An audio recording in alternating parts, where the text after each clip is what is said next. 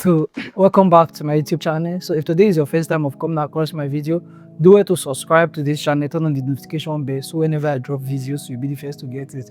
So today's class is still under the exposure triangle, but before I want to use this class to introduce you to our board series. So in this channel we will be actually teaching with our board.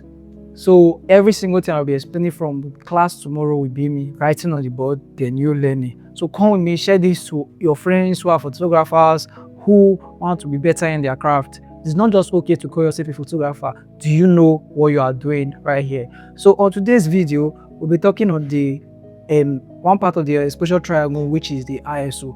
ISO is simply the sensitivity of your camera to light. So a higher ISO can introduce your camera to noise, while low ISO place your image, make it dark, but gives it the quality that it needs. So here is an understanding of it. Just know this, it's not something that you have to cram.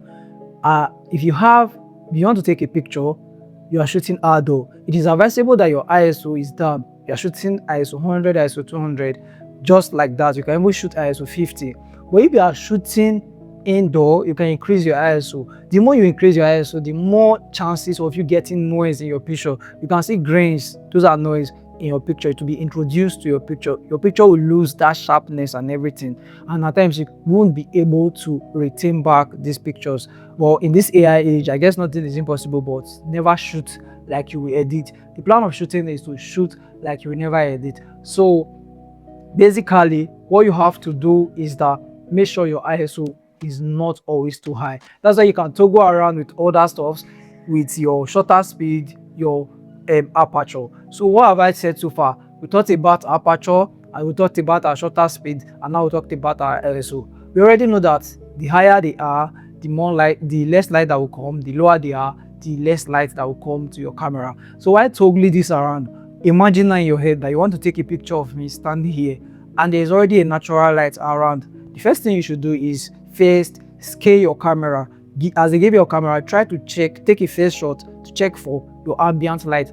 What is an ambient light? The lights that you are seeing in this environment, these are ambient light. So when you take your first shot to actually see what type of light, how many or the amount of light that is entering your camera, then now you can now start setting your camera. Now we're trying to teach you on shooting with a natural light. So since you already understand what your shutter speed, your ISO and your f-stop is, now I'm teaching now and you want to keep my body focused, but you want to take the picture and show people that I was teaching this picture. You shouldn't try to shoot with a wider aperture. So what you should be shooting with is a more narrow aperture, which is you might be shooting from f4 upward. So keeping your aperture at f4 upward, you're already reducing light to come to your camera. So in this type of environment, your ISO now can be between 500 to 640, just at the case may be. So this is just an imagination. So trying to build up your setting.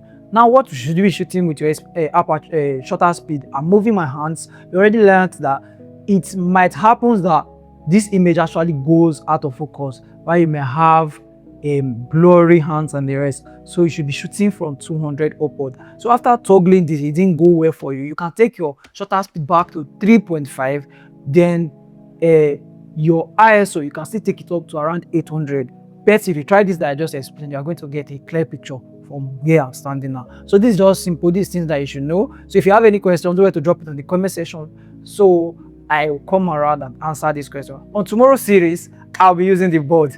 That's just it. So subscribe to this channel and stay tuned. So effect from this class, I'll be using the board. Then subsequent time we can teach using a more beautiful setup. But right now, stay blessed and stay creative. Peace out.